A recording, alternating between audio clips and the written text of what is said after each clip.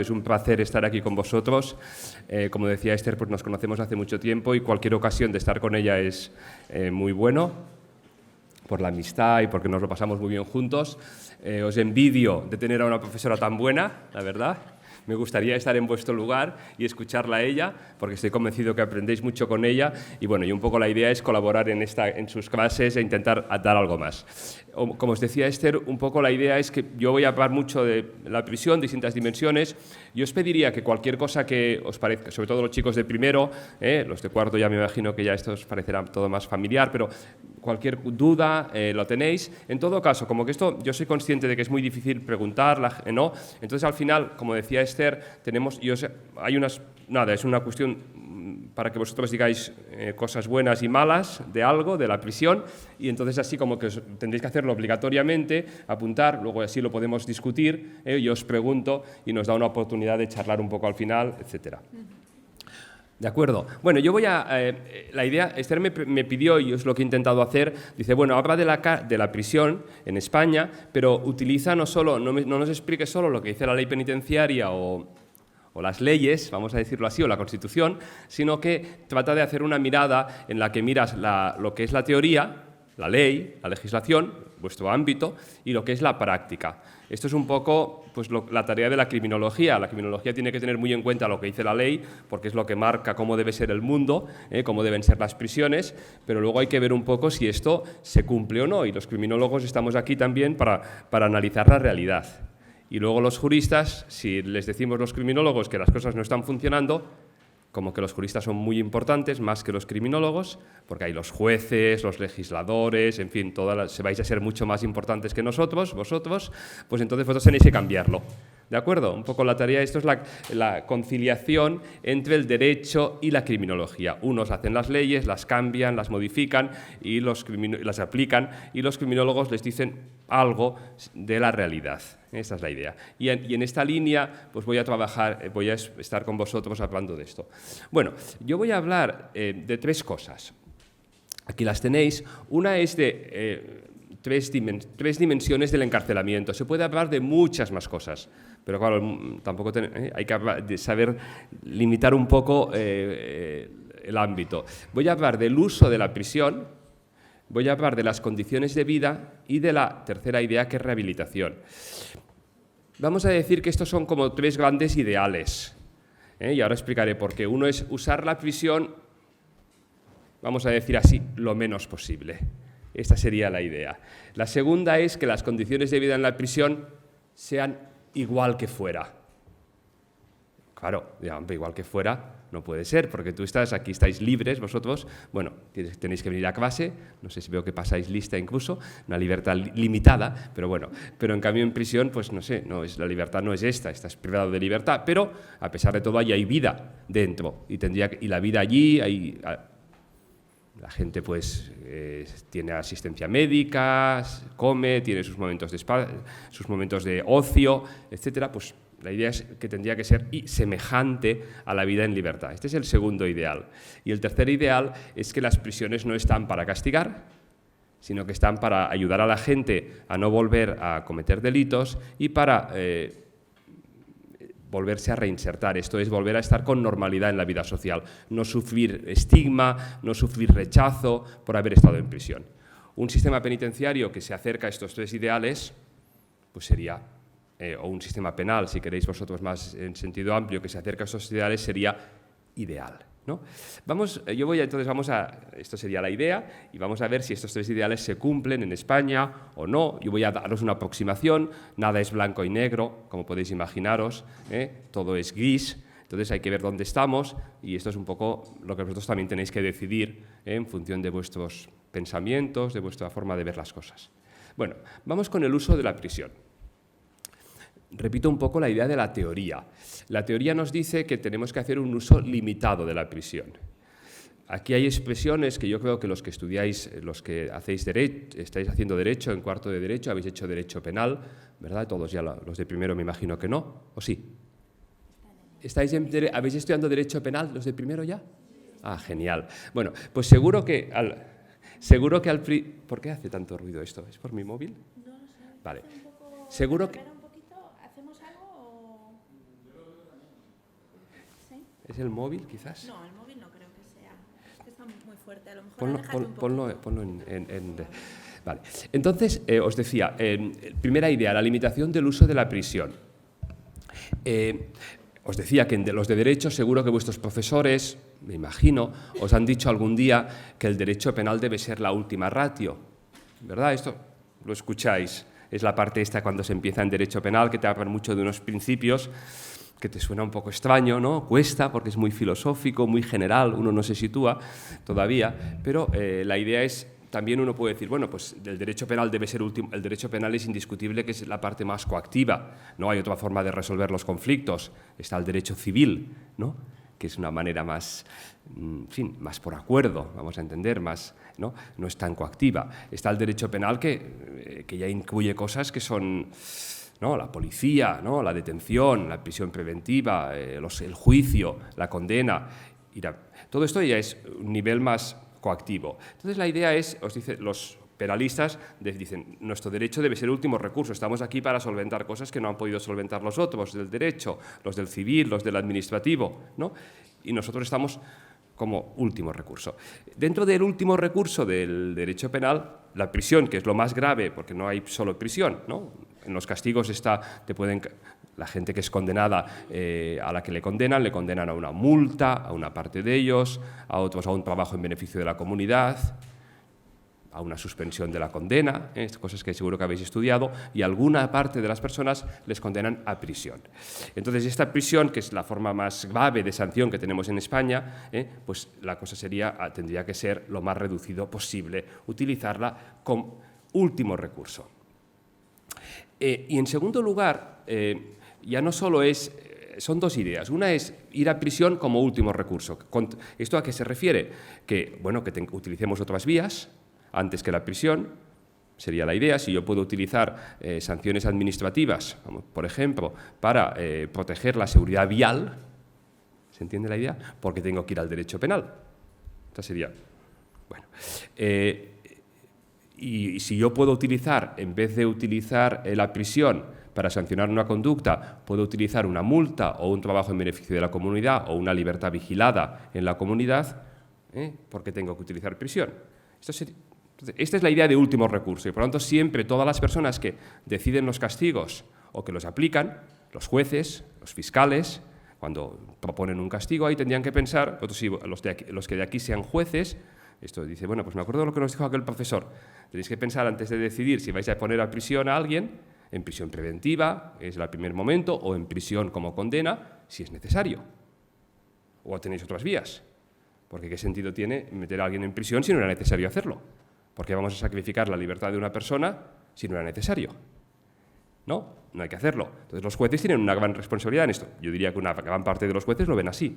Ahora lo veremos. Bueno, esta es la primera idea, en la teoría. La segunda idea es que, claro, vale, vamos a prisión.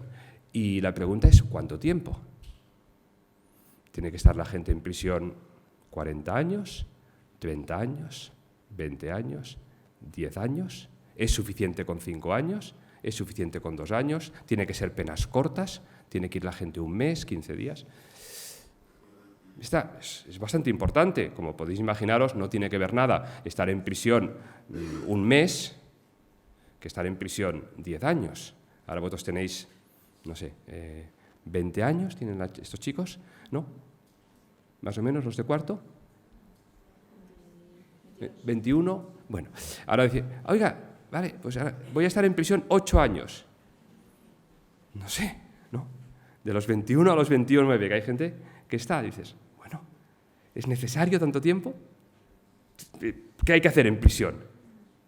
Para estar, hay que ir, no sé, habrá que hacer algo, claro, tú has cometido un delito, habrá que hacer programas de rehabilitación, pero ¿se requieren 8 años para esto? ¿O con menos tiempo es suficiente? ¿Y cuánto debía ser el tiempo? Bueno, entonces de aquí viene la segunda idea, que es la limitación de la duración del encarcelamiento. Es decir, tenemos dos grandes ideas que marcan esta idea. La prisión tiene que ser último recurso, esto es, afecta a la idea del derecho penal, último recurso, y dentro del derecho penal la prisión. Y la segunda, el encarcelamiento, su duración tiene que ser limitado. Estas ideales ¿De dónde vienen? Porque digo, ¿te los has inventado tú? No, yo, José Cid, dice, bueno, no son ideales que están reconocidos. Nos vienen reconocidos en las recomendaciones del Consejo de Europa, ahora explicaré un poquito qué es esto, y en la Constitución española. Vamos a las, siempre en la teoría, por ejemplo, reglas penitenciarias europeas del año 2006. Ahora explicaré qué son estas reglas, qué sentido tienen un poco en clave jurídica.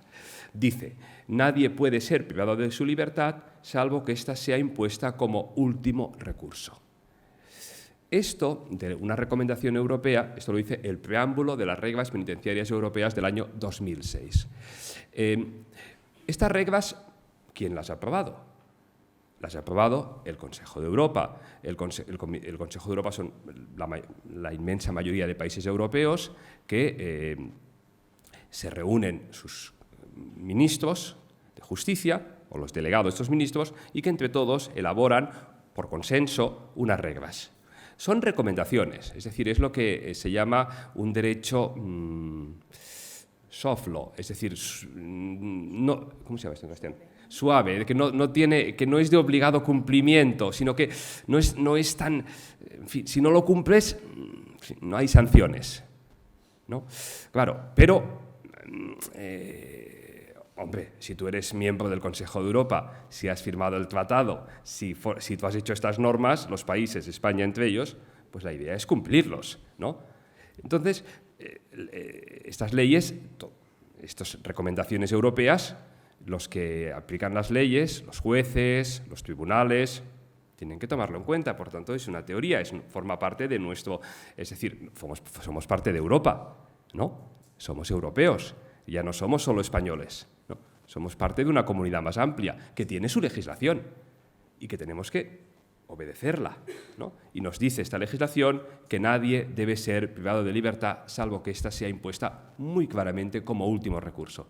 Por tanto, los jueces, los legisladores, etcétera, tienen que mirar aquí y decir, antes cuando aplican a alguien, cuando lo ponen en prisión, ver si esto están cumpliéndolo. Esta es la primera idea. Y vamos a la segunda idea, también para ver qué es un ideal. Dice, se deben hacer esfuerzos para evitar penas de prisión de larga duración. Y nos dice que dificultan mucho la acción del sistema penitenciario. ¿Por qué las penas de larga duración dificultan mucho la acción del sistema penitenciario? Bueno, porque, por ejemplo, nuestra ley penitenciaria, de esto hablaremos un poco más adelante, el reglamento penitenciario, están orientados a la idea de reeducación y reinserción.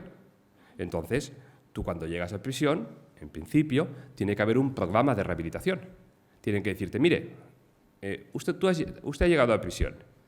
Bien, ahora vamos a ver qué pasos tiene que hacer para preparar su salida. Tienen que evaluarte, ver qué necesidades tienes. A lo mejor yo soy una persona que he cometido un delito de violencia contra mi pareja y el juez me ha enviado a prisión. Y entonces este delito, pues en prisiones hay programas de rehabilitación para agresores domésticos que se basan en tratar de, bueno, muchas dimensiones, alterar mis concepciones, por ejemplo, que justifican de alguna manera el uso de la violencia. Si yo tengo unas concepciones que veo razonable o admisible en ciertas condiciones usar la violencia para conseguir ciertas cosas en el ámbito de la pareja o en ciertas discusiones, por lo menos, o si me provocan o si no hacen lo que yo digo, pues tendré que cambiar estas ideas, porque no son socialmente admisibles, ¿no? Entonces, esto tendría que hacer algo, tendría que hacer un programa de tratamiento. Luego, habrá que ver, digamos, si yo, cuando salgo fuera, me comporto adecuadamente, hay un regreso a la colectividad, ¿no? Todo esto es un plan. A lo mejor tengo problemas accesorios, no solo tengo temas de distorsiones cognitivas sobre la relación de pareja, sino que además soy una persona que tengo algún problema con el alcohol. Y esto interactúa. Es decir, estas cosas se producen cuando yo bebo. Si no bebo, no tengo estos problemas, pero cuando bebo, me enfado más. El alcohol es un mal aliado de la conducta, ¿no? Porque desinhibe y porque te hace sentir más triste. Entonces, te sientes más agresivo, ¿no? Entonces, bueno, pues a lo mejor también tienen que ayudarme con el alcohol. Y ya también hay un programa de alcoholismo. Bien, entonces uno dirá, y yo tengo que hacerlo todo esto, porque la rehabilitación, en fin, si no, no voy a poder salir, por decirlo así. Pero claro, ahora imaginaros que la condena, pongo este caso, imaginaros que la condena es de 10 años. ¿Qué hago el curso? Al principio, el primer año. Bueno, ya me he olvidado quizás al cabo del tiempo. Entonces, ¿cuándo lo hago? ¿Esperamos 7 años para empezar? Porque es cuando se va. O siempre. ¿Y qué hago estos 7 años? ¿Qué hago? Nada. Estoy en el patio de una prisión. No tienes, es decir, dificultan la acción. Estas penas tan largas dificultan la acción del sistema penitenciario. Porque la idea es, vamos a hacer un. Yo no digo que haya gente que, sí, habrá mucha gente que tendrá que hacer una cosa más intensa, que todo el proceso de rehabilitación durará más, por descontado. Pero estas penas tan largas no ayudan, dificultan. Hacen muy difícil la tarea de las personas que trabajan en prisión, porque no saben qué hacer con unas penas tan largas, ¿no? ¿Cómo planificas tú el regreso y el trabajo cuando tienes estas penas de tanta duración? Y lo que nos dicen las normas penitenciarias europeas es esta idea de se deben hacer esfuerzos para evitar penas de prisión de larga duración, que dificultan mucho la acción del sistema penitenciario. ¿Correcto? Esto es el ideal. Ahora vamos a ver cuál es la práctica. Bueno, vamos a ir un poco, esto nos gusta mucho a los criminólogos, que es la parte de estadísticas, ¿no? Esto de los números. A mí me gusta bastante toda esta parte de ir poniendo gráficas, etc. Bueno, vamos a coger, esta es una gráfica de la población reclusa en España, el número de personas, se entiende, el número de personas que están en prisión. En realidad es la media por año. No es en una fecha determinada, sino cada año, de media, poniendo cada mes cuánta gente había y sumando y dividiendo por 12, cuánta gente había de media cada año en prisión en España. Claro, esta gráfica asusta un poco, ¿no? Porque teníamos, empezamos en 1980, ¿por qué pongo 80? Bueno, es un poco cuando empezó la Constitución española, se aprobó en 1978, ¿no? Estamos, por tanto, recorriendo la democracia española, ¿no? Bien, ya sé que esto suena muy lejos, el año 80, ¿no? Entonces dices, bueno, 80, esto ya es el siglo pasado, en fin, yo casi no estaba, sí. No, porque nacieron en el 95, 96, ¿no? Sí, son del siglo pasado, todavía no son tan jóvenes. Bueno, entonces, ¿no? Entonces, en 1980 teníamos algo así como 18.000 personas encarceladas en prisión. Éramos uno de los países en aquel momento que menos gente tenía en prisión de Europa.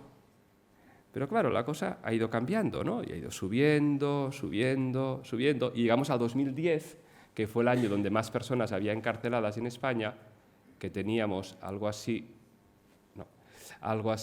como 78.000 personas en prisión, ¿no? Bueno, entonces uno diría, oiga, hemos estado en democracia. España entró en el Consejo de Europa en el año 77. Aprobó el tratado, es cuando España ratificó el Convenio Europeo de Derechos Humanos, que conocéis, que es un poco es el convenio que forma parte de los tratados del Consejo de Europa, ¿no? Entró allí, firmó el Tratado del Consejo de Europa y, a pesar de todo, durante este tiempo la prisión ha subido mucho. ¿Y por qué ha subido la prisión? Esto es lo mismo, esto que tenéis aquí, esta gráfica es la misma, pero en vez de ponerlo en números absolutos, está en números relativos. Claro, a veces uno diría, oiga, claro, ha subido mucho la gente en prisión porque ha aumentado mucho las personas, ¿no? Y evidentemente España ha tenido procesos de crecimiento de población importantes, pero si veis un poco la tendencia, esto es por 100.000 habitantes, ¿cuántas personas hay condenadas por 100.000 habitantes? ¿Cuántas personas hay en prisión por 100.000 habitantes? La tendencia es la misma, ¿no? ¿Por qué se ha producido esto? Esta es la pregunta. Queda claro que ha habido un gran incremento del encarcelamiento. España hoy, no tengo aquí la gráfica, pero España hoy es en Europa es de los países, al menos de la Europa, vamos a decir, occidental, lo que no es la Europa del Este, ahora es la misma, pero que para entendernos, es de los países de Europa Occidental con una tasa de encarcelamiento de las más altas. No es la más alta, Inglaterra está por encima de nosotros, Portugal, nuestros vecinos, también están un poco por encima, pero después de ellos, España, y hay una gran diferencia entre los países. Es decir, somos de los países, a veces esto no se dice, que tenemos más personas en porcentaje, proporcional a nuestra población, que tenemos más personas encarceladas. Entonces, aquí la pregunta de los criminólogos que nos hacemos es ¿por qué? ¿Qué ha pasado en España? ¿No? ¿Qué ha pasado? Bueno, la pregunta es ¿por qué razones se ha producido, os pregunto aquí, este incremento del encarcelamiento entre 1980 y 2010? ¿Por qué pongo 2010? Porque todos habéis advertido que entre 2010 y 2016 está bajando la población reclusa de una manera muy importante. Con lo cual, vamos a preguntarnos hasta el 2010 y luego nos preguntaremos qué ha pasado después. Curioso. Bueno, primera pregunta, dos opciones hay. Hay dos posibilidades. ¿Se debe a un escaso uso de las penas alternativas a la prisión? Esta es la primera posibilidad. Esta sería la primera idea de no hacer caso al principio de prisión como último recurso. Como que no hacemos caso, sería un poco la respuesta, no hacemos caso a este principio, los jueces encarcelan mucho a la gente que va a prisión y, por tanto, va entrando mucha gente en prisión. Esta es la opción A. La opción B es si se debe a un excesivo uso de la duración del encarcelamiento. ¿De acuerdo las dos opciones? Es decir, no es que, digamos, la idea no es que la gente que entra en prisión, quizá entra la misma gente, pero les hacemos estar mucho tiempo, con lo cual las cárceles entra mucha gente, pero no sale poca, se van llenando, ¿no? Es como si, claro, no es lo mismo que entre una persona un día y se vaya al día siguiente, con lo cual hay gran renovación de que la gente entre y esté mucho tiempo, ¿no? ¿Se entiende la idea? Podrían ser las dos a la vez, también es cierto, pero ¿qué pensáis? ¿Que es la opción A o la opción B? ¿Quién se decanta de la clase por la opción A? Levantad la mano. ¿Y la opción B? ¿Y el resto? Se abstienen. Es fatal esto. Bueno, gana un poco, yo he hecho un cálculo así, tal, gana la opción B. Un poquito, y hay mucha, bueno, gana la abstención. La duda es lógico, no lo sé, y los arriesgados, entre los gente que se arriesga, gana la opción B. Bueno, vamos a ver si la opción cuál tiene razón. Bueno, parece que los chicos aciertan. Bueno, aquí tenéis una comparación entre dos gráficas. Fijaros que la primera, la que empieza más arriba, es la gráfica de entradas en prisión por año. ¿Se entiende la idea? Es decir, ¿cuánta gente entra en la cárcel cada año?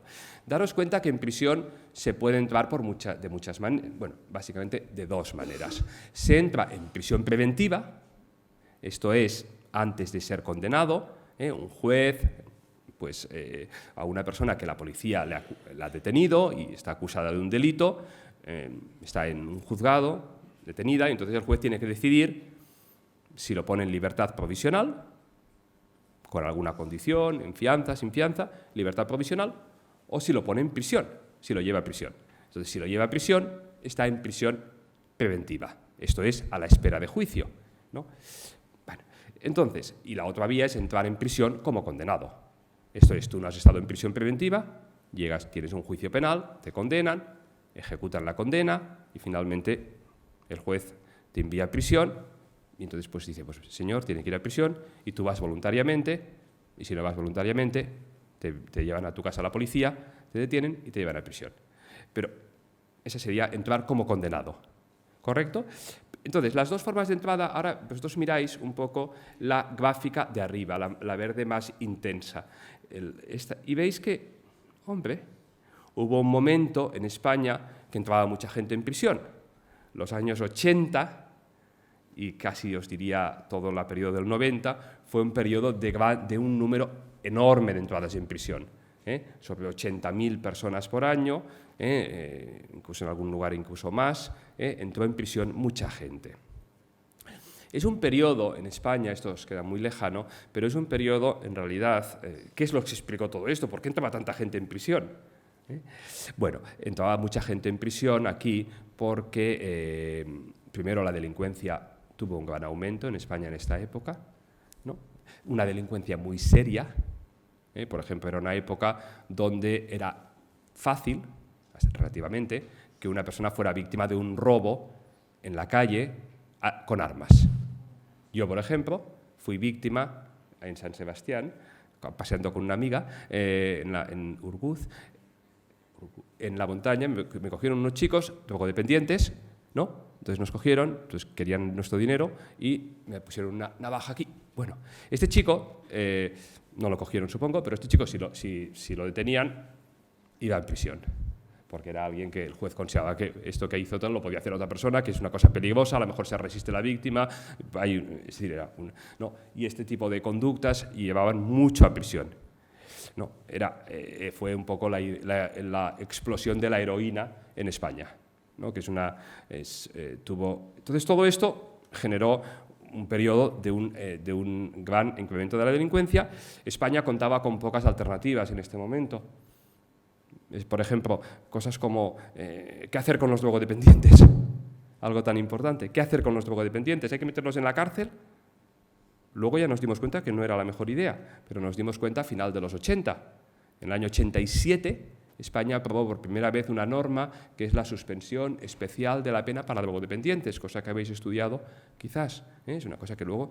¿Por qué? Porque se dieron cuenta de que no podía ser, no era bueno. No. ¿Para qué servía? Había que hacer tratamiento para los drogodependientes, no meterlos en prisión. ¿No? Tratamiento. Pero eso costó mucho, ya estaban las cárceles llenas de personas que estaban por motivos de prisión. Es decir, no supimos reaccionar a una escalada de la delincuencia, entonces esto aumentó mucho las entradas. Bueno, por tanto, durante un periodo las entradas contribuyeron mucho a la tasa de encarcelamiento.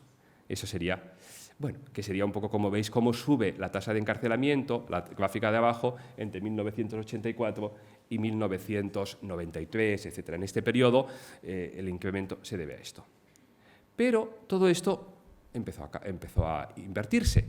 La delincuencia se suavizó, esto de la heroína, por fortuna, empezó a perder importancia entre la gente, este tipo de delitos de robo violento se redujeron, ¿no? Y la prisión preventiva bajó y empezaron a reducirse mucho las entradas en prisión, ¿no? Daos cuenta la curva, la reducción de las entradas que se produce de manera enorme, sobre todo a partir de 1994, y vamos a un nivel de entradas en prisión comparativamente con Europa muy bajo. De hecho, en estos años ya España era de los países con una tasa de entradas en prisión más baja. Es decir, bueno, pero claro, aquí hay un momento que la cosa es muy paradójica y no se entiende.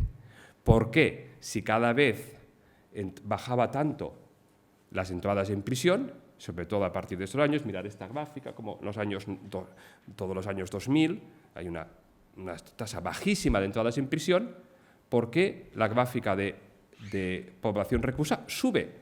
Es decir, esto es extraño, ¿no?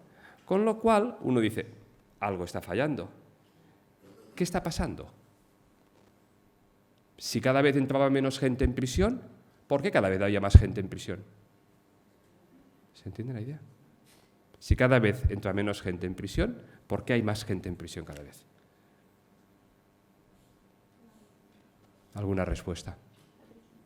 Porque la gente que entró antes todavía no ha salido, o sea, por la pena es tan larga, por eso que entre menos. ¿Qué pasó en España? ¿Qué cambio legal, los de derecho, de cuarto? ¿Qué cambio legal hubo importante? ¿Qué hicimos a mediados de los años 90? ¿Código penal de la reforma o el nuevo? El nuevo. ¿Cómo se llama ese código? ¿Qué nombre tiene popularmente? Código penal de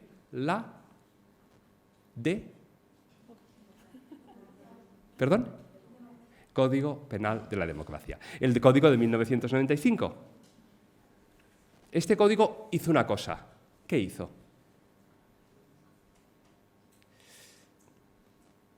abolió una institución que en España tenía una historia. Es cierto que tenía muy mal origen, porque la había aprobado Franco, con lo cual dices, fatal, ¿no? Pero no solo estaba en España, la verdad es que estaba en otros países. Tenía muy mala prensa. Una cosa que se llamaba la redención de penas por el trabajo. ¿Qué hacía esta institución? Acortaba las penas. Las penas en España eran largas, pero por la redención de penas se reducían a la mitad. Es decir, te condenaban a 10 años, pero en realidad la pena quedaba reducida a la mitad, ¿no? ¿Qué hizo el Código Penal del 95? Un poco la idea es, oiga, si un juez condena 10 años, que se cumplan 10 años, ¿no? Esta es la idea. ¿Por qué tiene que haber esto de la redención de penas por el trabajo, que no lo deciden los jueces, que además se aplica de manera automática? Que era cierto, en parte, ¿no? A los penalistas españoles, en general, no les gustaba la redención de penas por el trabajo. Era unánimemente criticada. Claro, los penalistas son muy importantes. Ya os lo digo. ¿Quién hace los códigos penales? ¿Quién los aprueba los códigos penales? Señora. ¿Quién aprueba los códigos penales? Tú contesta lo que tú creas, no me hagas caso tú a mí. ¿Quién aprueba los códigos penales? ¿Perdone? ¿Señora? No. El legislador. A ver, sois de derecho, el Parlamento, es decir, sois de derecho, lo aprueba el Parlamento, ¿no?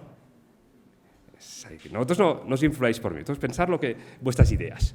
Pero hay unas comisiones que hacen los proyectos, ¿no? Unas comisiones. En estas comisiones, ¿quién participa?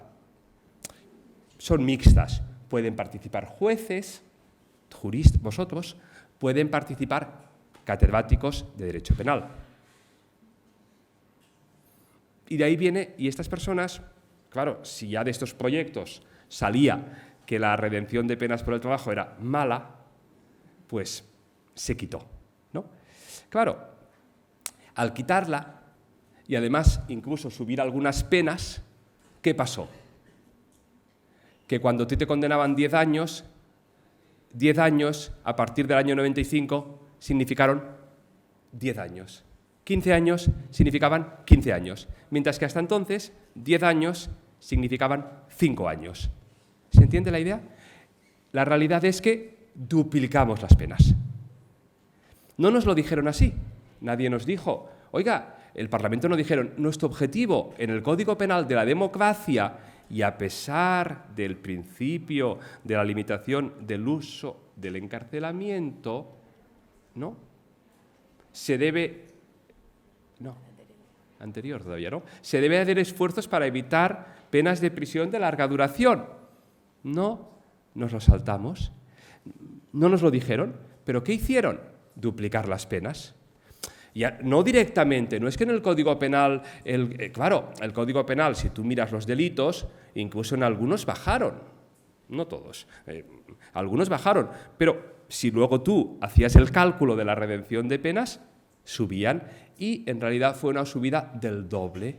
Entonces, si a mí tenía la suerte de que cometí mi delito en el año 95, como que sabéis que opera el principio de retroactividad, es decir, las leyes penales solo se aplican, las leyes penales,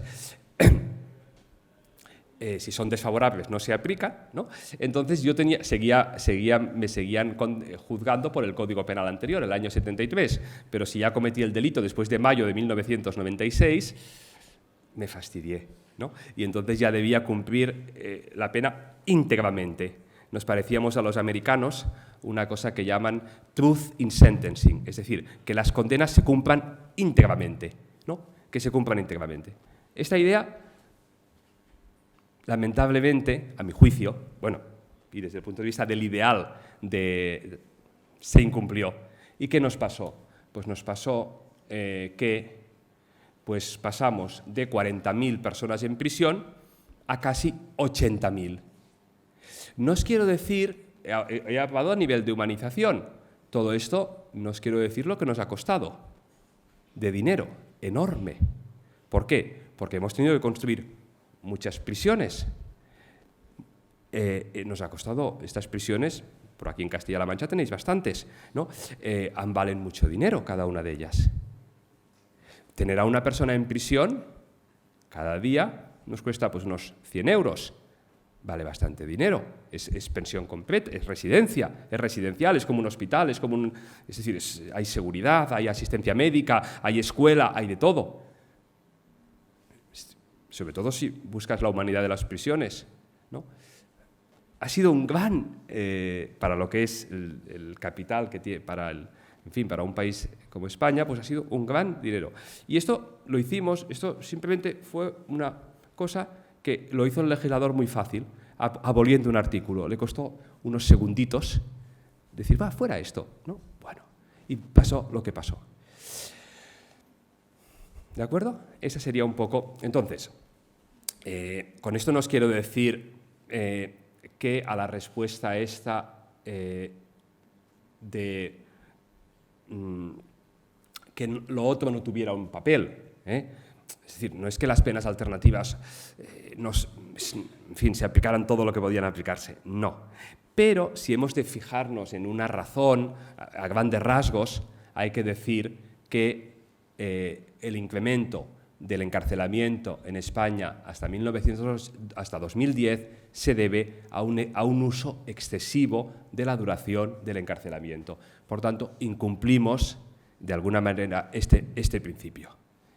Esto yo creo que hoy en día, no en el año 96, pero hoy en día incluso la comunidad, no solo la criminológica, sino también los penalistas, es decir, vuestros profesores de Derecho Penal y en general en España, lo aceptan. Saben que esto pasó, pero es algo que también hay que aprender del pasado para saber un poco, en fin, lo que hay que hacer en el futuro.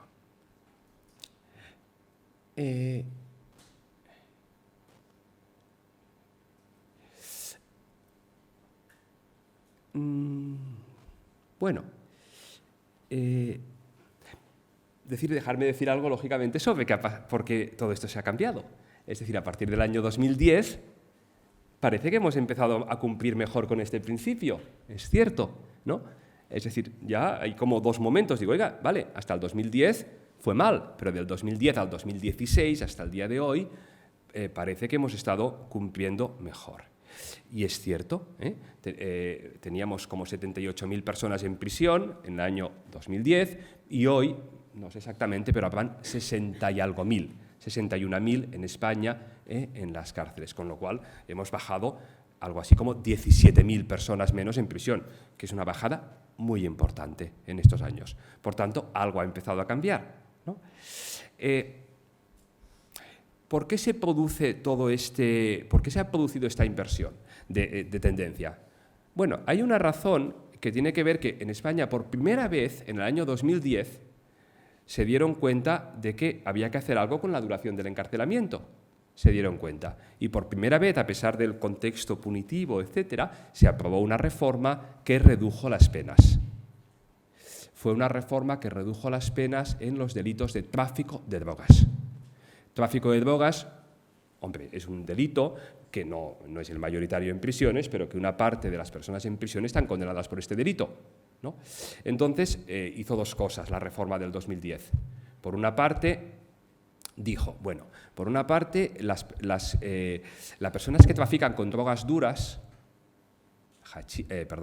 cocaína, éxtasis, heroína, etcétera, estas personas antes la única pena posible era prisión, porque las penas empezaban en 3 años, con lo cual, en fin, ibas a la cárcel.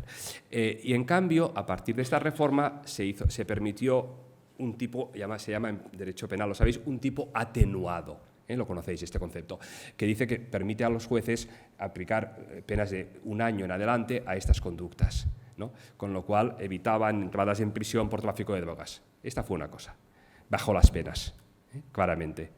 Y la segunda, las penas, el tráfico de drogas, redujeron las penas máximas, con lo cual, de una manera importante, con lo cual las personas en prisión, eran penas muy graves, tuvieron que aplicársele, como era una reforma, se aplica con efectos retroactivos. Si yo estoy cumpliendo una condena en prisión por tráfico de drogas y me han condenado a 9 años y el Código Penal en la reforma ulterior dice que la condena máxima son 6 y yo ya he cumplido 6 años, me tienen que revisar mi condena y yo tengo que salir de prisión, porque ya he cumplido. ¿Se entiende la idea? Entonces, ¿qué pasó? Que hubo una excarcelación progresiva de personas condenadas por tráfico de drogas, porque habían bajado las penas. Entonces, esto es la primera vez que empezamos a hacer una cosa así. O sea, la tendencia no había sido esta, pero por primera vez se dieron cuenta, en fin, por qué razones, no sé, quizás la conciencia de que ya era insostenible nuestro sistema. Estamos en un contexto, además, en España, favoreció, hasta cierto punto, la crisis económica. ¿Se entiende la idea, no? La crisis económica se redujo también el dinero en todos los ámbitos, también en prisiones. Entonces, claro, en Cataluña, por ejemplo, que es de donde vengo, quitaron la merienda. ¿Se entiende? ¿La merienda? No, fuera ya. No había dinero para pagar merienda, con lo cual una comida menos. O, no sé, os redujeron el papel higiénico. En vez de 2 paquetes de papel higiénico, 1. No vaya a ser que, en fin, usted conténgase. Claro, a la gente de prisión no le gusta esto. La gente que trabaja en prisión quiere dar un trato digno a las personas que están allí. Es decir, son gente que trabaja, que está con personas, Entonces dijeron, bueno, supongo que el director de prisiones y las de gente dijeron, oiga, no, en fin, queremos tratar con humanidad a la gente, ¿no? Y ya con 78.000 personas nuestro sistema está desbordado. Luego hablaré de la masificación. No lo sé yo, es decir, esto me lo invento, no sé si esta fue la razón, pero yo tengo la intuición al menos, que la crisis económica, la reducción de dinero para el servicio penitenciario como para otros, ayudó a decir, oye, vamos a hacer caso un poco al principio de la limitación del uso del encarcelamiento. ¿Correcto? Esta fue una razón.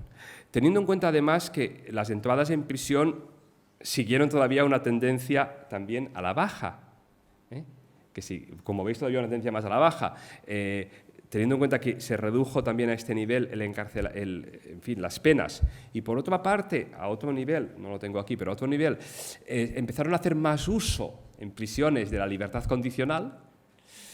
Son medidas un poco dirigidas a excarcelar. La libertad condicional también reduce el encarcelamiento. Si me dan la libertad condicional, entonces mi pena se reduce, efectivamente. ¿Se entiende la idea? Todo esto, por fin, en este punto, pues sí es cierto que desde el 2010, por estas razones, y por tanto quizás la crisis económica nos ha ayudado a pensar que el encarcelamiento, nos ha ayudado a darnos cuenta de que el encarcelamiento es un recurso no solo desde el punto de vista humano que debería ser muy limitado, sino que además es muy caro, que nos cuesta mucho dinero y que por tanto mejor buscar otro tipo de respuestas. Bueno, ¿cómo voy de tiempo, Esther? ¿Cuánto rato he hablado ya? ¿Media horita? 1 hora. ¿Qué rollo? ¿He pegado? Dios mío. Bueno, voy a ir más rápido a partir de ahora. Bueno, entonces, ¿os he cansado mucho? ¿Qué diréis? Bueno, no es libre la respuesta. El incremento, un poco la idea sería 3 conclusiones. El incremento del encarcelamiento se ha debido más al alargamiento del encarcelamiento que a la falta de uso de las alternativas. El Código Penal del 95, esto no lo he dicho mucho, tiene una doble lectura. Aquí no solo he dicho lo crítico, pero fue positivo en un aspecto. Fue positivo para el uso de las penas alternativas, es decir, amplió las posibilidades. Pero negativo para la duración del encarcelamiento. No es blanco y negro. Hay una parte que es del Código que es muy positiva, porque amplió las alternativas. Ya os he dicho que no tenemos aquí el problema fundamental. Y a partir de 2010 se produce una reversión del crecimiento en la que influyen tanto reformas penales como la tendencia creciente a la reducción de entradas en prisión. Bueno, esto sería un poco dónde nos quedamos aquí. Si vosotros queréis pensar alguna idea, esto ya al final lo planteamos. ¿De acuerdo? Bueno, primer bloque acabado y dejado aquí. Vamos al segundo. Vamos al segundo bloque, que es las condiciones de vida en prisión. La idea es reducir, bueno, una vez podemos cumplirlo, pero también hemos de cumplir con el bloque de que cuando llegas a prisión, tus condiciones de vida tienen que adecuarse a este principio que se llama normalización. Aquí leo una definición, siempre en la idea, es las personas encarceladas deben gozar de condiciones de vida lo más similares posibles al resto de ciudadanos. Digo que las fuentes son la Constitución española y las recomendaciones del Consejo de Europa. Vamos a ver estas ideas. Este artículo no os lo voy a leer, pero es importante. El artículo 25.2 de la Constitución española yo creo que es una de las cosas que España aporta al mundo. No todos los países del mundo tienen un artículo como este. Es decir, hay que estar orgullosos, yo lo estoy al menos, de que nuestra Constitución diga esto, ¿no?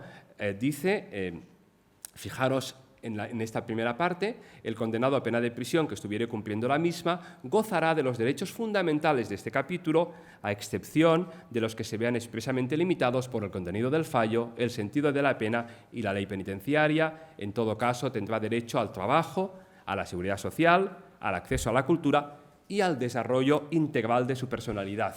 Hombre, nos está diciendo desarrollo integral de su personalidad, nos está diciendo, y todos los derechos fundamentales. Obviamente yo estoy privado de libertad, pero tengo esos derechos fundamentales. Nos está diciendo la Constitución que el principio de normalización debe cumplirse, es nuestro ideal, ¿no? Que lo dice la Constitución. Si vamos a las reglas penitenciarias europeas, dice, la vida de prisión debe contener o tener en la mayor medida posible los aspectos positivos de la vida en la comunidad. Es decir, hemos de hacer que todo lo bueno que tiene la vida en la comunidad también exista en prisión. Esto lo dicen las reglas penitenciarias europeas, la Declaración de Principios. Bueno, todo esto, nos llevaría, si tuviéramos que analizarlo de una manera concreta, es amplísimo. Yo solo voy a analizar 3 dimensiones de este principio. Hay muchas más. Y cualquiera dice, pues mira, yo estoy interesado por otro aspecto y si queréis preguntarme al final y yo os puedo contestar, si lo conozco, pues lo haré. Pero, claro, podríamos estar todo punto por punto. Voy a fijarme en 3 cuestiones que creo que se vinculan al principio de normalización. Una es que no haya más personas que plazas. Es decir, las cárceles tienen una ocupación. Dicen, aquí esta cárcel tiene 350 plazas. Perfecto, ¿no? Tengo 175 celdas, vamos a suponer, o no sé, las que sean, y cada celda admite 2 personas, porque hay 2 camas. Y hay un espacio. La celda tiene un espacio, hay un baño, hay un personal. Se entiende la idea, ¿no? Hay un número de personal para tratar educadores, juristas, criminólogos, trabajadores sociales, psicólogos, ¿no? Hay unas personas que están las que tienes que tratar. Entonces, es importante para este principio el que no haya más personas que plazas, porque si no, se vive peor, si hay menos condiciones de trabajo, de tratamiento, ¿no? Porque todo está más... Se entiende la idea, ¿no? Este es el primer principio. Segundo principio, protección de la salud. Que la salud de una persona en prisión esté igual de protegida que lo está fuera. Segundo principio. Tercer principio, la humanidad, el trato humano. Claro, vosotros ya entendéis que una prisión es un lugar donde todo está muy reglamentado, donde hay poder, donde hay autoridad, donde los funcionarios de prisiones, sobre todo, y el personal de tratamiento también, tienen autoridad sobre los reclusos, sobre los internos, ¿no?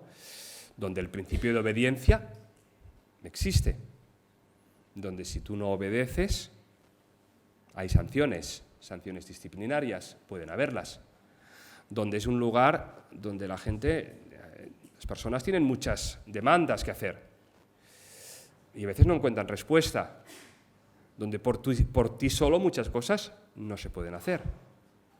No puedo llamar por teléfono. Bueno, puedo llamar, pero ahí están restringidas. Yo no tengo móvil en prisión, no tengo internet, no puedo hablar no tengo correo electrónico, no puedo hacer un trámite de fuera. Tengo unas llamadas sí que te puedo llamar por teléfono, pero tengo unas llamadas restringidas a unos números que tengo que decir que me tienen que autorizar estos números para saber a quién estoy llamando.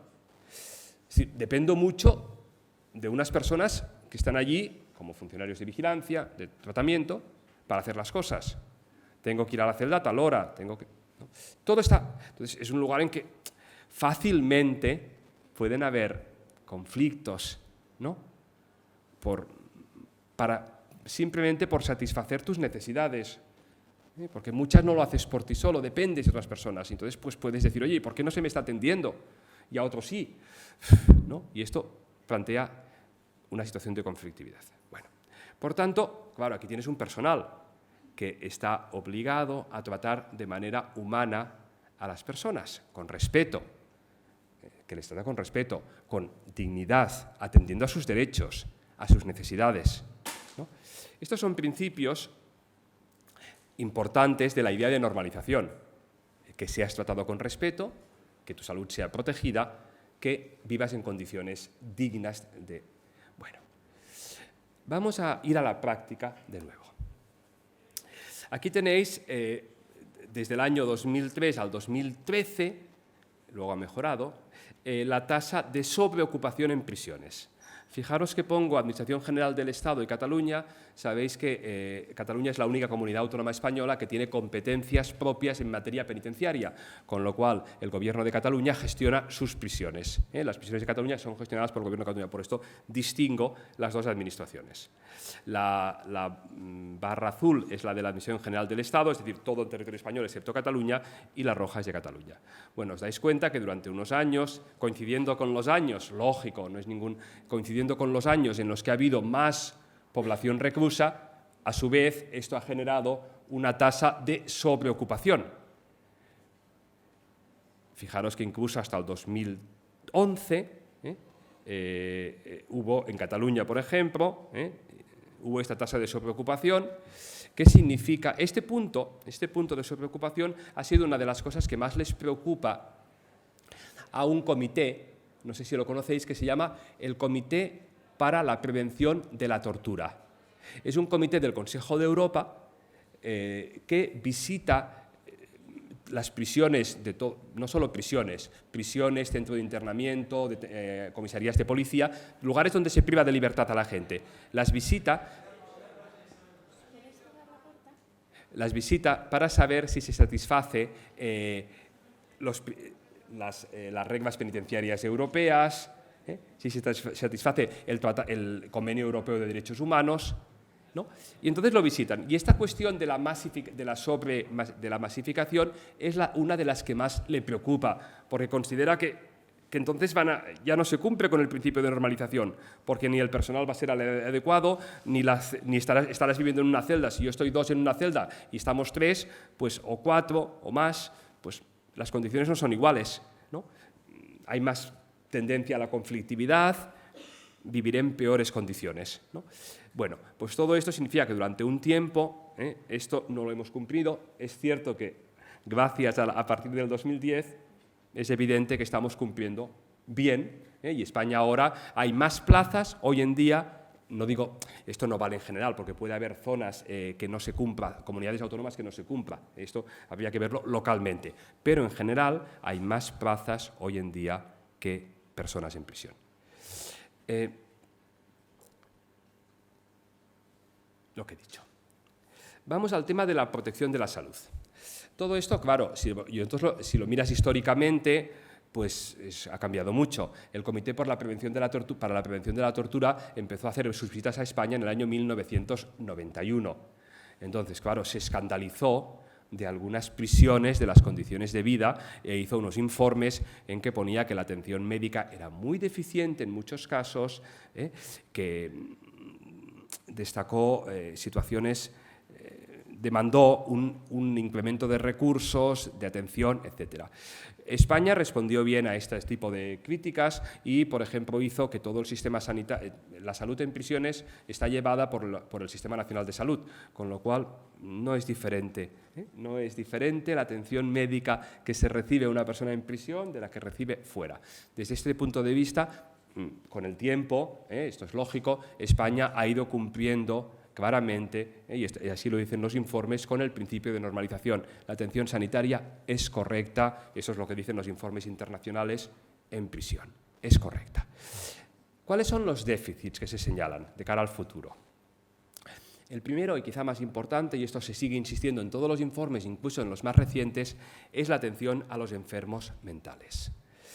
En prisiones, la prevalencia de la enfermedad mental es mucho más alta que en la población no penitenciaria, ¿no?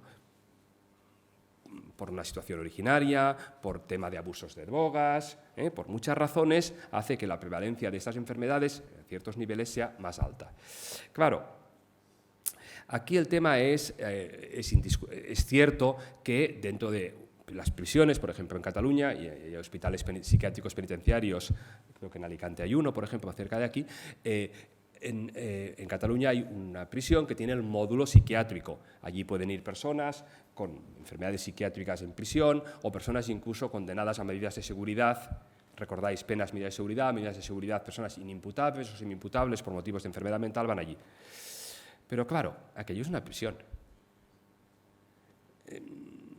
La lógica es la de prisión. Hay unas puertas, hay todo, ¿no? Es decir, es un módulo dentro de otro módulo.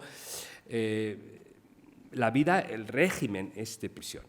Con lo cual, pese a que haya psiquiatras, etcétera, un poco la idea es que aquello no es un tratamiento adecuado. Que si tú eres enfermo mental, la prisión no es tu lugar. ¿No? Esta sería la idea. ¿Dónde deberías ir? Pues deberías recibir el tratamiento de enfermo mental que recibe una persona que no tiene que ver.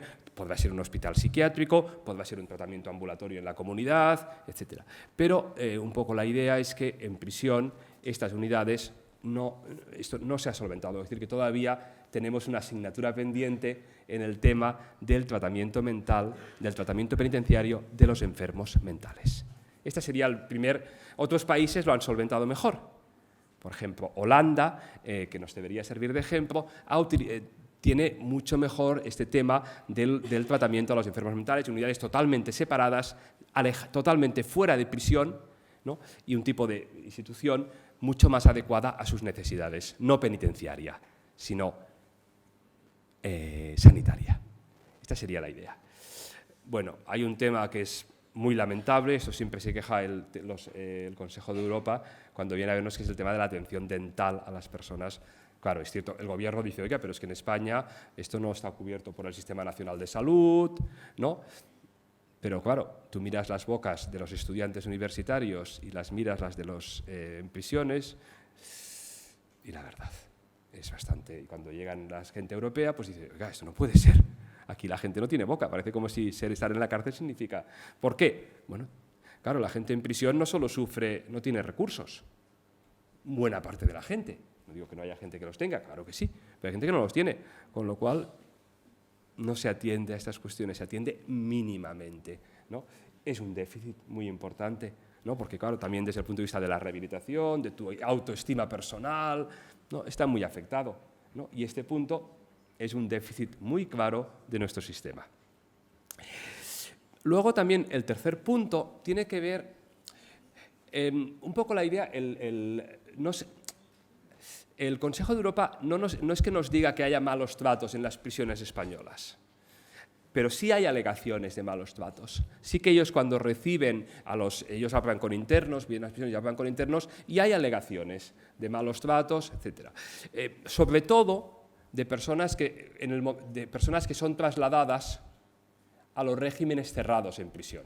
Cuando tú cometes una infracción, no sé, grave, puede ser llevado a un régimen especial, que es la prisión dentro de la prisión, ¿no? Un régimen cerrado donde la gente o está en aislamiento o si está en régimen cerrado, luego explicaré esto, pasa 20 horas en la celda y solo 4 horas en libertad, en vida en comunidad, no en libertad.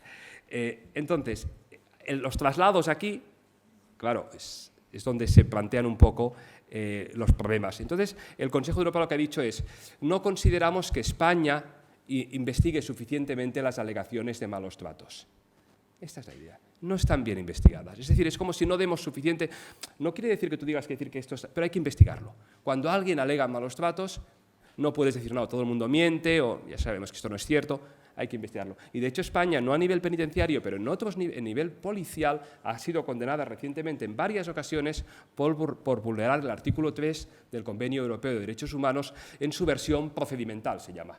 No en su versión sustantiva de haber ser condenada por malos tratos, pero sí en su versión procedimental de ser condenada por no investigar suficientemente demandas de malos tratos, que también lo garantiza el artículo 3 del Convenio Europeo de Derechos Humanos. Con lo cual, en este punto, esto también es un déficit. Es importante señalar esta cuestión.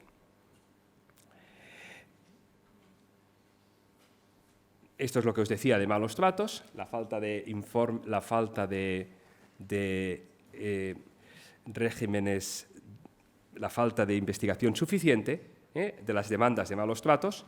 Y en otro lugar también se ha criticado cuando se utilizan medios coercitivos en estos contextos, es importante, se ha exigido a España que queden registrados. Es decir, que no se utilicen sin que haya un registro en prisiones de todo lo que se hace. ¿Por qué? Porque si hay un registro, entonces puede investigarse. Pero si ya no se registra, es decir, eso también nos critican, el Gobierno ha dicho que sí, que lo va a hacer, de hecho, ahora ha dado una respuesta a los registros, pero sigue siendo un punto que no se considera totalmente cumplido. Sobre todo también cuando va a la enfermería, un interno, que el informe médico registre todo, porque entonces se puede investigar bien estas cuestiones. Pues esto es un poco lo que nos critican respecto del trato respetuoso. Estos informes del Comité por la Prevención de la Tortura son públicos. Están en Internet, entráis en la página Comité por la Prevención de la Tortura y están los informes del Comité y la respuesta del Gobierno español a estos informes. Y es una manera importante de conocer cómo es nuestro sistema penitenciario. Bueno, concluyendo este punto, diría que la inspección internacional indica que existe un cumplimiento razonable, diría, del principio de normalización en España y que, no obstante, hay margen de mejora en distintas áreas, malos tratos que siguen existiendo, investigación de casos denunciados, insuficiente investigación, atención a la salud y uso de medios coercitivos. Estas serían cuestiones que existe, según el Comité por la Prevención de la Tortura, un margen de mejora en el principio de normalización.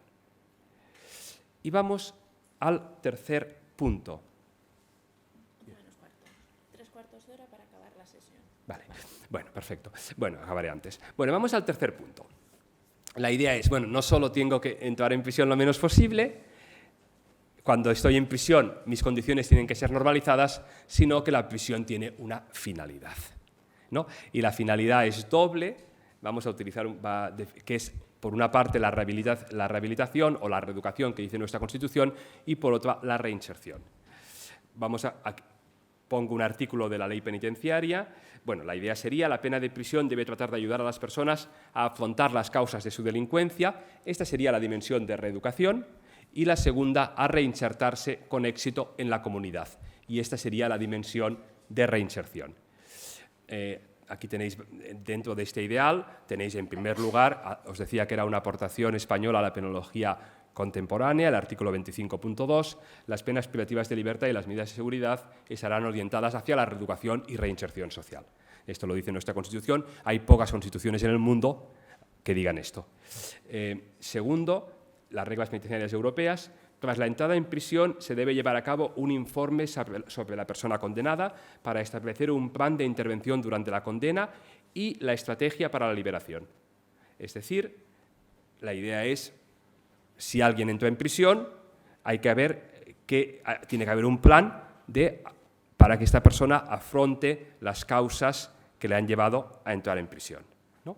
Y una estrategia para su liberación. La idea es, esta persona tiene que volver fuera, por tanto, no vamos a tratarlo aquí solo de ojos al interior, sino para ver cómo va a regresar a la sociedad. Y tercera, de nuestra ley penitenciaria, el tratamiento penitenciario consiste en el conjunto de actividades directamente dirigidas a la consecución de la reeducación y la reinserción. Es decir, que orienta la actividad de las personas que trabajan en prisión a la reeducación y reinserción, el artículo 59. Esta es la teoría, por tanto nos dice que vamos a trabajar en prisión por la reeducación y por la reinserción de las personas. Vamos a la teoría también. Esto es un poco cómo es nuestro modelo es un poco nuestro modelo de lo que llamamos el sistema progresivo, que es tal como es el modelo penitenciario que marca nuestra ley y la legislación penitenciaria. La idea sería, alguien entra en prisión, tiene que haber una observación, ¿no? A través de informes, a través de entrevistas con la propia persona, conociendo la condena, lo que hace el jurista criminólogo, los antecedentes penales, el trabajador social habla con la familia para ver qué situación tiene fuera, si la familia está ayuda a la reinserción, si la persona dispone de recursos fuera de trabajo, de alojamiento, ¿no? Esto es la tarea del trabajador social y, bueno, y qué tipo de necesidades tiene. A partir de aquí se hace un plan de rehabilitación y reinserción. En Cataluña, por ejemplo, le llamamos el PIT, Plan Individualizado de Tratamiento, que es el que tú te dicen, bueno, pues mire, usted durante su condena tiene que abordar, por ejemplo, el área de sustancias, porque tiene problemas con el alcohol, tiene que abordar el área de violencia, si por ejemplo yo he sido condenado por violencia de género, por violencia sexual o por violencia general. Si por ejemplo resulta que yo soy una persona que no tengo oficio, ¿no? Y que pues tengo que abordar el área formativa, y por ejemplo deberé hacer de los cursos de formación profesional que hay en prisión, pues tendré que sacarme uno de esos títulos para mejorar mis posibilidades de inserción laboral a la salida. Esta sería una idea. O si yo tengo problemas en el área familiar, porque tengo una muy mala relación con mi familia, pues se deberá mejorar también en esta área. Todo son áreas de trabajo en las que tú sabes cuál es tu plan y te dicen lo que tienes que hacer. Vamos a pensar que estás de aquí un poco la entrada, lo normal sería que te clasificaran inicialmente en segundo grado. Luego veré lo que es clasificación inicial en tercer grado. Clasificación inicial en segundo grado significa que durante ese periodo tú estás desarrollando este programa de tratamiento, es el objetivo, de acuerdo a tu plan, tienes que desarrollar estas áreas, por tanto, pues que seguramente yo tendré que hacer este curso de formación profesional si lo necesito, si tengo que ir a un curso de delitos violentos porque lo necesito, tendré que ir. Lógicamente, habrá una parte del tiempo en que quizás quiero trabajar para tener un dinero con el que poder... No es que en prisión tienes sus necesidades cubiertas, pero son las básicas. Si yo tengo que tomar un café, pues no me lo pagan. Si fumo, tengo la mala suerte de fumar, pues hay que pagarlo. Si no me gusta mucho la comida o quiero comida más suplementaria, no es que la comida es razonable, pero en fin, la gente muchas veces quiere una, pues tengo que pagármelo. Si quiero afeitarme, ¿no? Tengo que comprar crema de afeitar, no sé, este tipo de cuestiones, en fin, colonia, ¿no? Si quieres ir un poco, pues hay que... Entonces, un poco el dinero, no digamos si tienes que ayudar a tu familia, fuera. El dinero que se gana en prisión es importante, con lo cual unas horas puede ser un trabajo y otras horas puede estar en talleres productivos en prisión trabajando. No se gana mucho, pero en prisión es importante lo que se gana. Bueno, en este régimen también puedo ya empezar a tener contacto con el exterior. Es un poco, en España sabéis que hay una cosa muy importante, comparado con otros países, que son los permisos. Una institución clave de nuestro sistema penitenciario, que se llaman permisos de preparación a la vida en libertad. Es como inicia todo el proceso de reingreso a la sociedad.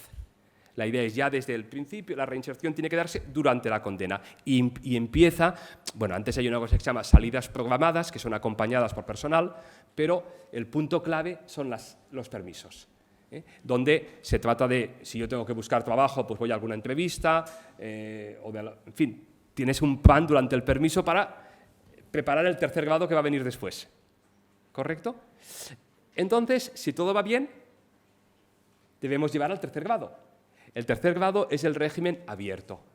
Aquí, por ejemplo, fuera de Cataluña se cumple, lo gestionan los centros de inserción social, los CIS.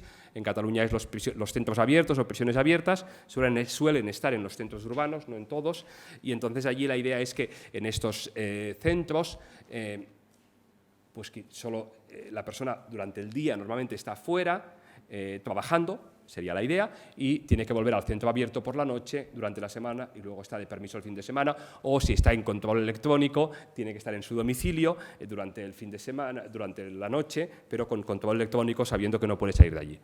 Y esto es un régimen ya de prisión abierta, ¿no? Es el que ya estás haciendo la reinserción, si os dais cuenta, durante la condena, porque estoy cumpliendo condena y a la vez estoy reinsertándome.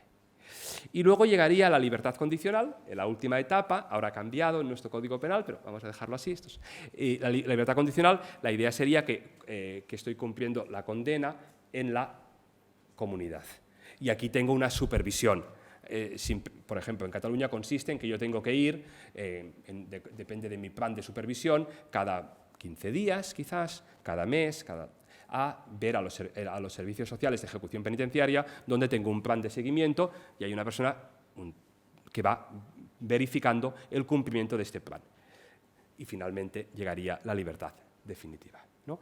Un poco lo que nos dice nuestro modelo es que, hombre, todo el mundo debería avanzar en esta línea, ¿no? Y que, por tanto, todo, de alguna manera, un poco la idea es que todo el mundo acabara su condena en libertad condicional, que es lo, en principio, óptimo. Esto sería el ideal. Bueno, podría ser posible que una persona sea clasificada inicialmente en tercer grado si sus necesidades de rehabilitación no requieren el internamiento. Si no requiere el internamiento, puede ser lo que se llama la clasificación inicial en tercer grado. Una parte de las personas lo tienen. ¿De acuerdo? Bueno, si vamos un poco a la práctica, claro, mirar esta gráfica, esto es un poco antiguo, bueno, del 2015, cómo estaba la gente una foto de cómo están las personas en prisión. Y daos cuenta que este régimen ordinario, el que está en amarillo, este régimen de aquí, ocupa mucho espacio, no es demasiado. Bueno, ¿no debería ocupar más el régimen ordinario, abierto, o la libertad condicional? Que ocupa muy poquito, ocupa entre suma un cuarto. Y en cambio mucha gente está en régimen ordinario. Lo lógico sería pues, que quizás tuviéramos, no sé, un tercio en régimen ordinario, en tratamiento, un tercio en régimen abierto y un tercio en libertad condicional, ¿no? Algo está fallando, digamos, viéndolo así. Al menos nos dice que no. Si miro Cataluña, pues, hombre, es un poco mejor, pero tampoco mucho mejor. 62,4 en régimen ordinario en el resto de España, 59,5 en Cataluña. Hombre, un poquito mejor estamos en Cataluña, pero no mucho mejor. Bueno, vamos a mirar aquí otra gráfica. Se refiere a Cataluña. Lamentablemente de esto hay pocos en España. Fuera de Cataluña los datos, pese a que yo he trabajado mucho por encontrarlos, no los tengo, la verdad, no están. Pero mirar aquí cómo, no son muy distintos. Mirar cómo acaba las personas la condena. Es decir, esta es la pregunta, es cuando tú finalizas la condena, ¿dónde estabas? Y daros cuenta que un 65,3% finaliza la condena en régimen ordinario. ¿Esto qué significa? Significa que yo paso de un módulo de prisión, un módulo que en algún caso quizás incluso es un módulo que se llama sin permisos, o incluso en primer grado, podría ser incluso, ¿no? A la libertad definitiva. Es decir, que un poco la idea de ayuda a la reinserción, a través de lo que os he dicho antes, todo este procedimiento de que yo, pues poco a poco voy reincorporándome, teniendo en cuenta que todo esto habrá muchos temas que solventar. Normalmente, no siempre, pero tendría que solventar quizás dónde voy a vivir, tendría que solventar tema de qué voy a trabajar o cómo voy a trabajar, tendría que solventar quizás temas familiares, quizás temas de papeles, ¿no?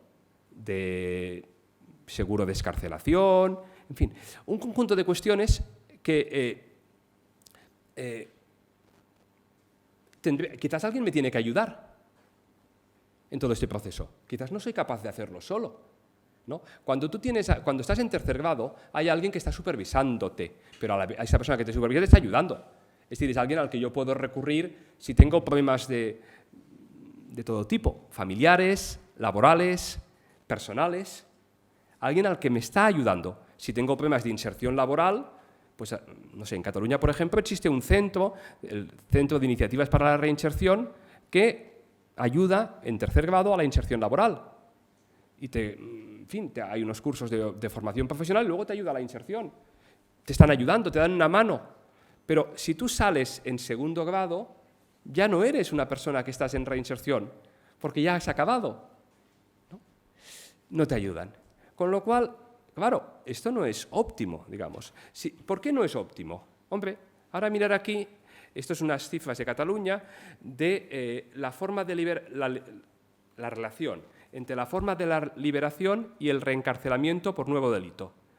Fijaros, las personas que acaban su condena en régimen cerrado son muy poquitas, pero existen. Es decir, el régimen cerrado es este que os decía, que estás mucho tiempo en prisión, en la celda, ¿no? En fin, con pocas actividades y con poca vida en común, pues estas personas reingresan en prisión por nuevo delito el 45%. Las personas que acaban su condena en régimen ordinario reingresan en prisión por nuevo delito, no por causas antiguas, sino por nuevo delito, aproximadamente un 36%. De las personas que acaban la condena en régimen abierto, reingresan en prisión aproximadamente un 18%. Y las personas que acaban en libertad condicional reingresan en prisión por nuevo delito aproximadamente un 12%. Es decir, hombre, parece, esto habría que estudiarlo más a fondo, pero parece que es mejor acabar la condena en el régimen más abierto posible, que si tú quieres que la gente no vuelva a prisión, y es un objetivo esencial, porque el objetivo es que la gente se reinserte, dice la Constitución, pues oye, vamos a hacerlo de una manera correcta. En cambio, no lo conseguimos. ¿Por qué no lo conseguimos? ¿Por qué? Bueno, ¿qué explica las tasas bajas de reinserción durante la condena? Daos cuenta que nosotros debemos reinsertar durante la condena, no cuando acaba, sino durante. Bueno, hay varias razones. Por ejemplo, claro, en España hay una parte de personas que entran por penas cortas. Sabéis vosotros perfectamente que las multas penales, ¿qué pasa si no las pagas?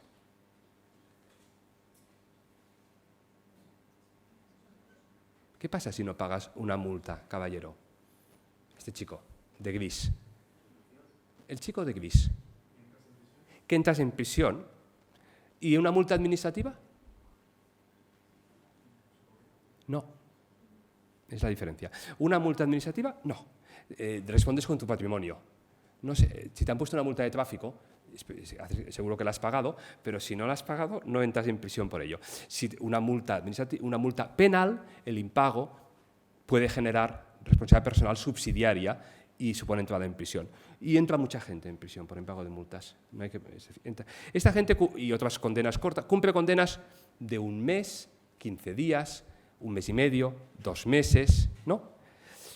Claro, tal como está el sistema, estas personas ni siquiera son clasificadas en prisión. No se puede hacer nada. Entonces, estas personas, claro, ya entiendes que la rehabilitación no es muy posible. Entonces, claro, quizás aquí la idea es, oye, o piensas un plan de intervención para penas cortas, muy claro, que requeriría una mentalidad distinta, esta sería una opción, o piensas en que mejor utilizar alternativas en vez de penas cortas. Esta sería la doble opción. Segundo punto, muy importante, pertenencia a minorías, sobre todo inmigrante irregular. Claro, vosotros sabéis que un poco la idea es, el inmigrante irregular es un candidato a la deportación, a ser deportado. ¿Luego serás deportado? Es un misterio. No se puede saber. En algunos casos sí, en la mayoría de casos no. Pero claro, si tú actúas con la lógica de que esta persona no es un candidato a la reinserción, no se actúa para la reinserción. Con lo cual, se les aparta de esto. Y entonces, pues, este es otro factor que explica que no se use claramente el régimen abierto para esas personas. Hay más razones que no participes en la rehabilitación. Claro, si no participas, la persona se opone, se niega, pues no va a salir en tercer grado ni en libertad condicional. Falta de recursos externos. Toda la reinserción va vinculada a que tú tengas un contacto fuera, con un medio familiar, por ejemplo. Y si no es un familiar, ¿y qué pasa con la gente que este medio familiar no lo tiene? Claro, pueden haber instituciones que te ayuden, ¿no? Las hay, pero seguramente no llegan a todo el mundo, ¿no? Conflictividad. Claro, si tienes conflictividad, la reinserción no va adelante. Esto hace pensar la importancia de utilizar medios de resolución de conflictos en prisiones que no pasen por las sanciones, sino que pasen por otras vías. Fracaso en el régimen abierto. El sistema te da oportunidades, pero las segundas oportunidades son más difíciles. Si tú has fracasado, el tener un nuevo régimen abierto es difícil, con lo cual es muy posible que acabes ya. Bueno, estas son razones que explica todo esto. Vamos un poco ya a las conclusiones. España, dispone de un buen modelo de rehabilitación y reinserción, yo diría. Es un buen modelo y además sirve, funciona bien. Es decir, si tú pasas por el modelo y cumples con este modelo, yo diría que esto ayuda a evitar la reincidencia y te ayuda a la reintegración social. Es decir, favorece no solo la reincidencia, sino que tú te reintegres. Por tanto, es un buen modelo. ¿Cuál es el problema principal? Que tiene un alcance limitado. Entonces, claro, nosotros no podemos tener un modelo que dice es un buen modelo, pero que hay muchas personas a las que no les llega. Es decir, nos falta una pretensión de universalizar esto. Un poco la idea, el principio que nos debería guiar, y esto es un reto de futuro a todos, a toda la gente que trabaja en prisiones o que quiere trabajar allí, y todo el mundo y todas las personas que tienen interés en este tema, el reto que nos debería guiar es decir que toda persona que pasa por prisión tiene que tener un plan de reinserción, ¿no? Y esto debería ser un principio elemental, que nos debería guiar todo el mundo, y esto hay que hacerlo desde el primer día. Es igual que seas inmigrante irregular, etc. Cualquier persona, es igual que no tengas recursos externos, hay que trabajar con esta lógica. Si esto se trabajara así, hay países que trabajan en esta línea, y que creo que cumpliríamos mejor con este principio.